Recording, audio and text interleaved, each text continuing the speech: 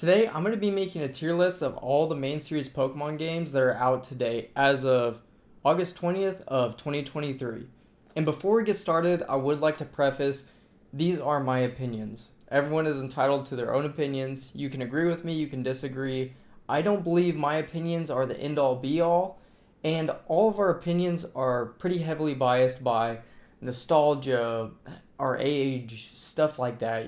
So take my opinions with a grain of salt. I just thought it'd be fun to kind of show you where my mind is at with these video games, and we're just gonna go from there. So let's get into the list.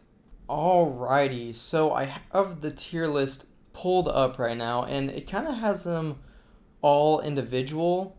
I'm gonna tell you right now, I didn't play every single individual game. I played usually one of that generation, so whatever I say for that generation, I'm just gonna put them all in that category. So starting off, we're gonna go with Gen 1. So for the English version, obviously red and blue. And listen, I started as a Gen 3 kid. I started with Fire Red, Leaf Green. So I've attempted to go back and play red, blue, yellow. And overall, obviously they're important to the genre. They started Pokemon. So I'm not going to put them in F tier. But for me to try to play them, it's just really hard. So I'm going to put these in very middle tier. These guys, I feel like these guys deserve at least C tier. Obviously they're not perfect games. I guess I'll put the green version in there. I'm going to go ahead and probably put yellow in there as well. I bet if you grew up with these games, you'd probably think very highly of them. Me personally, I did not. So right now for me, they're kind of hard to play. So they are going to chill in there. And now going on to Generation 2. Same situation. Obviously, Gen 3 was the oldest games I played. So trying to go back to them, it's a little hard. It's a little bit. So overall, I mean, they're decent games. Gold and Silver, I'm going to go ahead and put it C tier. And Crystal, I have a little bit different opinion. I did play the whole thing through of Crystal, but I kind of cheesed it. I just used an Alakazam, and it was a really fun time. So I'm going to go ahead and put that at B tier, because I had a good experience with it. I got to play through it, and it was just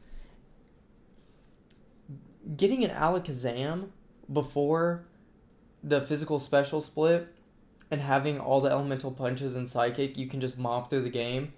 It is insanely fun. I'm going to tell you that right now. Go ahead, try it out. If you got Crystal version, get yourself an Alakazam, give it the elemental punches, and just sweep through the game. Go for a quick water.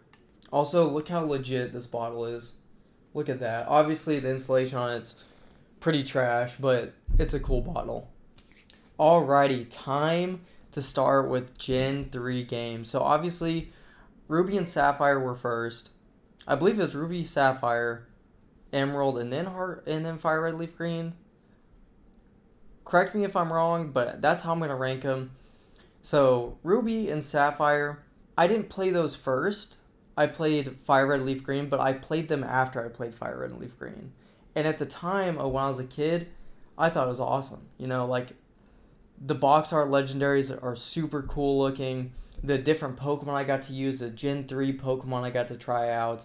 Overall, it was a great experience, and just for that, I am going to put them in the top of B tier. I'm going to put both of them in the top of B tier, because I did have both.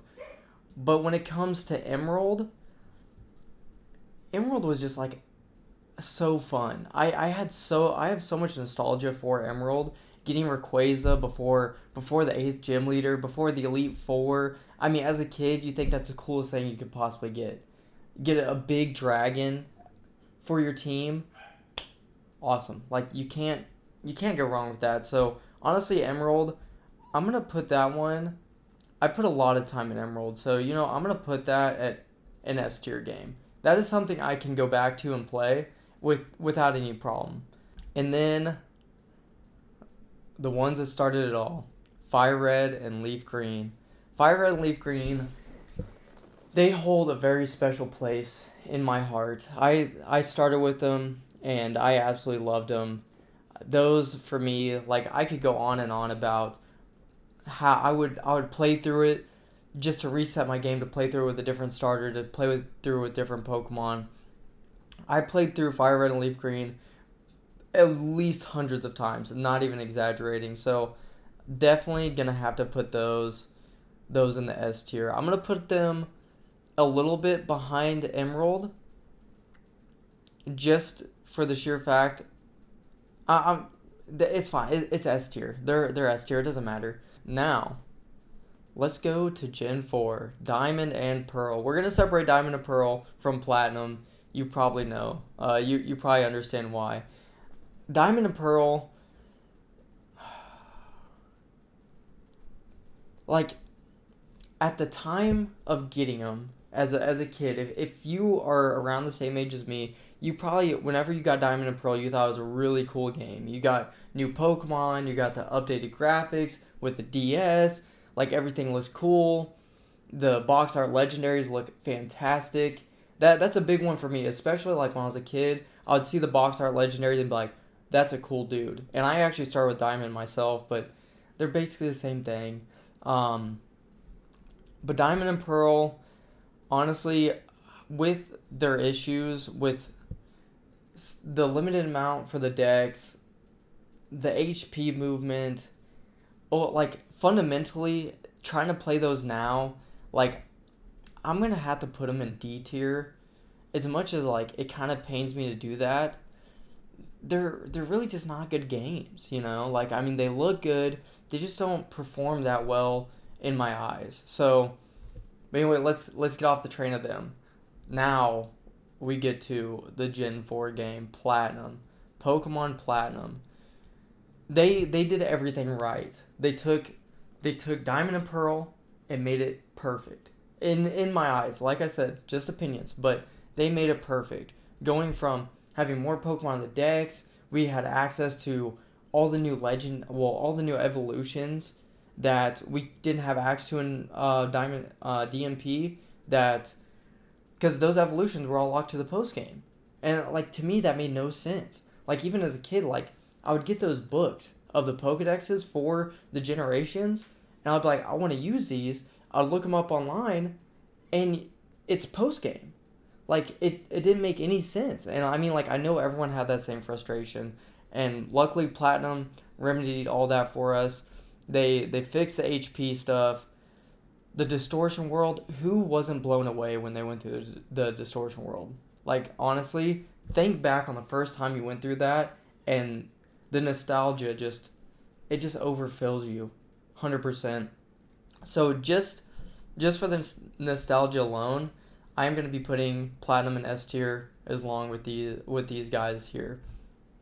Now, let's move on to HeartGold, SoulSilver. Great remakes. I'm going to say that straight up. They are fantastic remakes. I didn't play Gen 2. And I didn't really think too much about Gen 2 until I saw the first commercials for HeartGold and SoulSilver, and I was like, wow, this looks sick. We had the following Pokemon. I finally had access to Lugia, and, like, ever since the 2000 movies, I loved Lugia. I think it's an awesome legendary. I know more people on the Ho-Oh train, but for me, I'm a Lugia fanboy, so honestly, like, that's my boy. Lugia is my boy. But overall, there are flaws with the game. Obviously, the level scaling is insane. It doesn't make any sense to be getting done with the 7th gym and still having level 18, going against, like, Team Rocket with in between level 18 to 23 Pokemon. Whenever the next jump up, like, you really need to be in the mid 40s, you know, like, stuff like that. So overall, I'm going to put these in A tier. They're fantastic remakes, but they do have their flaws. That is the thing. Now for Gen 5. If you can think back on when Gen 5 came out and, like, where you were at in life, I mean, for me, I think I was around, like, 11, maybe 10 or 11. And I mean, like, I've already invested a lot of time in Pokemon by that point. I started playing video games early. Let's just say that right now. I started playing video games really early. But Black and White, I have a funny story about that. When I pre-ordered them from this website that was based out of Hawaii. And they said that their shipment was going to be before the release date. So I was like, oh, There we go. But it makes sense. They're in Hawaii, so no wonder. I was a dumb kid. I thought I was gonna be able to get the games early, but I did not. I ended up getting a week after the launch date. I remember going to Walmart and seeing the games, and I'm like, I'm waiting for mine. It was a bad time for little me. But overall, Black and White, they were great games. I loved them. I still love them. I hope we're gonna get Gen 5 remakes here soon, and for that, for the nostalgia factor alone, I'm probably gonna put them in S tier.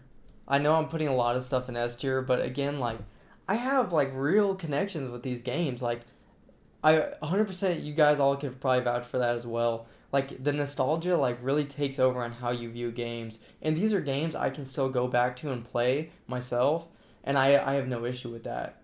And I mean, that's how you know that's an S tier game, when you can go back to those games even if they are a little bit older and still have a fun time doing it. When I go back to Black and White, I get my Sandile with Moxie and I sweep. That is so fun to do, especially in Gen 5. For some reason, it's just so fun just to get that Moxie Krookodile and just go nuts. Okay, now for Black 2 and White 2. Taking Black and White, I think what they did with Black and White and making you stick with the new Pokemon, since there was I believe there's around 151. Correct me if I'm wrong, but it seemed like a complete Gen 1 style Pokedex, but like you could only use those Pokemon and you weren't access to older Pokemon until the post game. I really like that idea, and then taking the sequels and being able to add Pokemon you used to know and love, and then also getting a different storyline. I think they did a fantastic job. I just don't have the same nostalgia that I do for Black and White, but overall, like, Black and White 2, they're great games, and you can't take that from them. So I'm going to go ahead and put these guys in high A tier. And I think that's pretty respectable. I didn't play them as much. I did like one playthrough, and that was really about it. But because at the time when it came out, I was kind of more into Call of Duty, to be honest. And I just didn't pay respects to their sequels. So I want to give them a placement they deserve, but also still being true to myself, if you kind of get what I'm saying. But anyway, time for Generation 6. We are now in the 3DS era. And starting off with X and Y, they're easy games. They really are. But for the time, like, especially if you're still pretty young like myself, I think I was 13 when these came out, and seeing the 3D models and the box art legendaries, they're still decently cool. I thought Yveltal was still cooler than Xerneas, because I mean, like, it's like a demon bird. Like, that's pretty cool. That's pretty darn cool. And I played Y myself. But really, I only played one playthrough of it. And you play one playthrough, you see how easy it is to mop the game with it. Honestly, I really need to do another playthrough of it, just to use different Pokemon and kind of try it out in different aspects. Maybe make it a little bit more challenging for myself. But overall, they're not bad games. And for that, I am going to put them in, I'm going to give them a solid B tier. Solid B tier. I think that's pretty appropriate for them. They're really easy, but, you play through them and you have a decent time while doing it. Nothing too crazy. But this also brings us to Omega Ruby and Alpha Sapphire. Again, great remakes. Absolutely great remakes. The only downside for me, I only played like one playthrough with it with my old 3DS. And at the time, I was a dumb kid. I got the digital copy of Alpha Sapphire on my old 3DS. And then I wanted to trade it in to get like a more upgraded version, like a 3DS XL. I didn't know that to transfer between like the 3DSs, I thought I could just switch the SIM card. But obviously, like, you can't do that. That's not how this works. So I kind of essentially lost my game of Alpha Sapphire, and I haven't rebought it. But I do remember in my one playthrough that I played of it, I thought it was super cool. The Delta episode I thought was super sick. being able to get Deoxys has always been a really cool thing. Because back in the day, the only way to get it was through this puppy right here. That's the only way I was able to get it beforehand, was a action replay. So, so I thought it was really cool, a legit way for me to get it. I wasn't able to do that event in like Emerald or whatever. I was a little too young for events back then, so my bad, you know. But so I'm gonna put these in. I'm gonna put these in A tier. You know, good remakes. I would really like to play through them again, but the markup on Pokemon games is absolutely insane right now. You see the price in these puppies, like they're expensive. You know, they're not cheap, so it's hard to justify me spending it right now. But, you know, maybe later down the line, I'll play through them again. I really want to, so just a matter of time. Alrighty, now we are on Generation 7, and I believe I've kind of said this in a different video. Honestly, it wasn't for me. I tried playing through them, but with the amount of tutorials and everything, it was hard for me to even get past the tutorial phase and get not even halfway through the game for me to realize they weren't for me. I didn't enjoy them. I wasn't a big fan of the starters, and overall, like it wasn't like the bread and butter of regular like go to the gyms. And I think my nostalgia got the best of me. Really, I feel like I could probably go back and try to play through them, but right now I really just don't have a good taste with Gen 7. I know a lot of people probably really do like these games, and I've heard that Sun and Moon and Ultra and Ultra Moon have like brought old gamers back into Pokemon from that. But for me, myself, I'm going to have to put these really low on the tier list because I wasn't a big fan of them. Even with the Ultras. Like, I attempted to play the Ultras. I bought Sun. I tried to play it. I couldn't. When Ultra came out, I'm like, okay, let me give this another shot. I tried. It just wasn't for me. You know, it wasn't my cup of tea. Again, my opinion, if you really enjoy those games, let me know what makes them enjoyable to you. And then whenever I play through them, I'm going to try to go in there with a lot more of an open mind. Because at the time, I believe I was in my mid-teens. And, man, it makes me feel old saying that. I was in my mid-teens, and, like, my attention span was more towards FPSs. So sitting down to play a game that, like, was trying to hold my hand the whole time, it was really hard to do that. So in my eyes, it wasn't really fun for me. But now we are on to the Switch games. So starting off with Pokemon Let's Go Pikachu and Let's Go Eevee. Those were first. Yeah, those were first. When those games got announced, I was really excited for them. I was really excited. I was like, okay, this is essentially Pokemon Yellow, but remade into regular, updated, modern Pokemon games. And visually, they look great. They absolutely look great. I'm not a fan of taking the Pokemon Go catching mechanics and making that the whole premise of the game. I know probably a lot of people did enjoy that, and overall, like, they're decent games, but it just didn't sit well for me. I just wasn't a big fan of it, like, at all. Unfortunately, that's kind of, like, what puts it on a lower tier for me, because, like, to me, I felt like keep battles normal, and, like, once you go to the Pokeball, have the Pokemon Go stuff, right? But have, like, regular battles and encounters.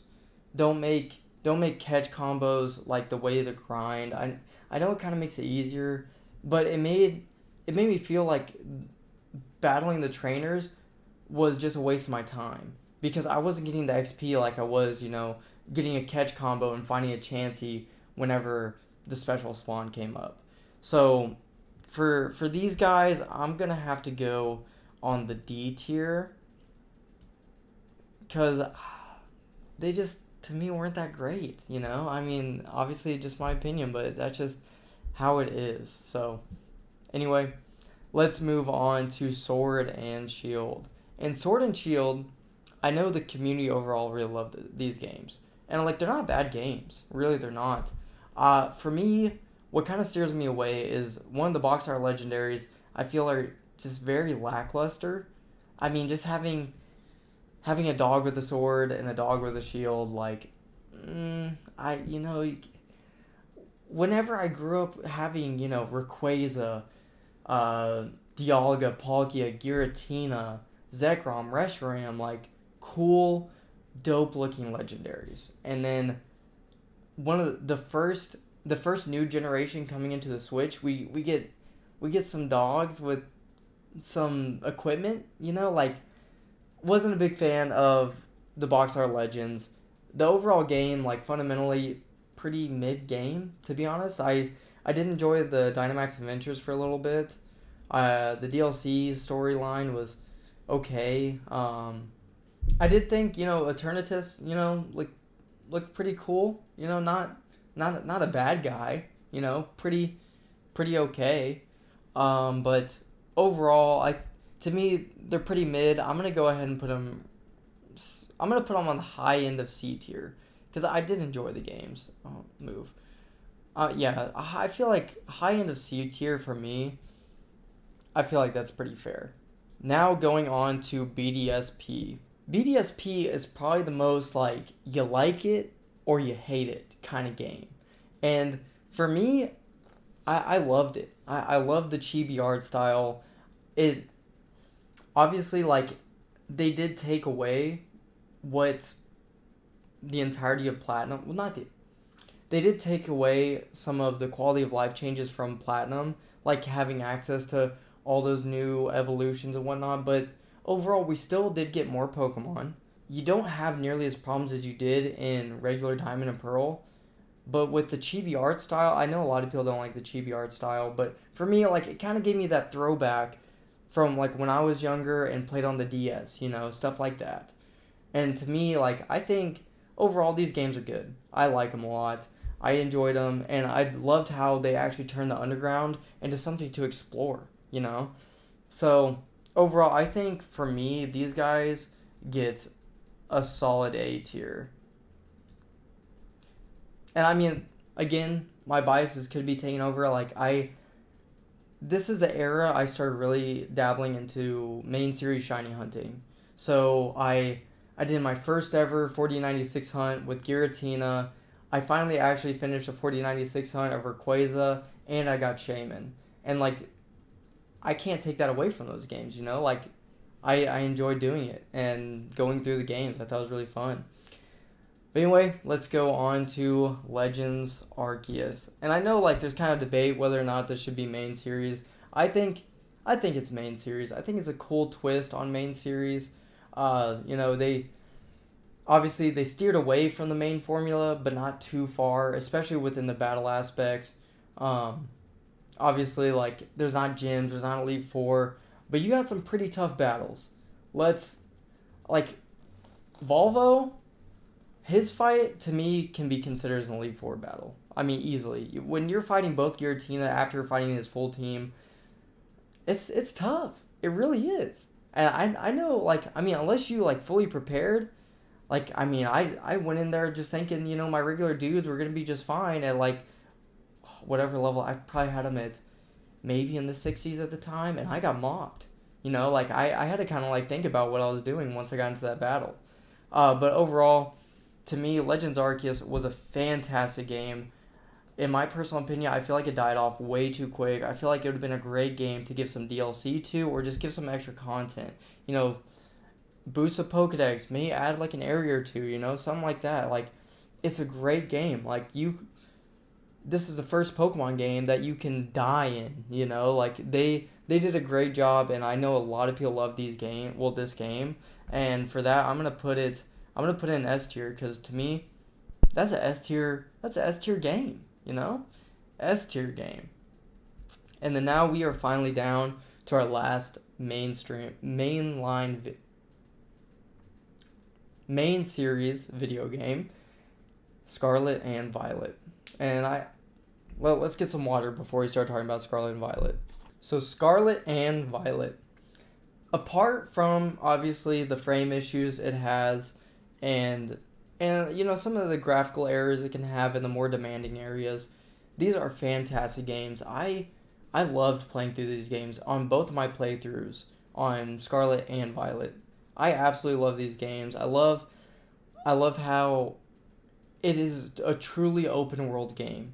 Once you step out of the academy, sky's the limit on what you can do. If you want, you can immediately start shiny hunting. You can take whatever path you want.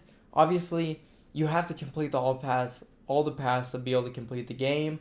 But I mean, like, duh, like, you're gonna have to do that. But overall, I love these games, and I still do. I cannot wait for the DLC, and I'm super excited about it. And the shiny hunting aspect, this has been the most accessible way for people to shiny hunt that don't want to spend hours on end doing resets, doing random encounters, but still getting up to like 3,000 encounters.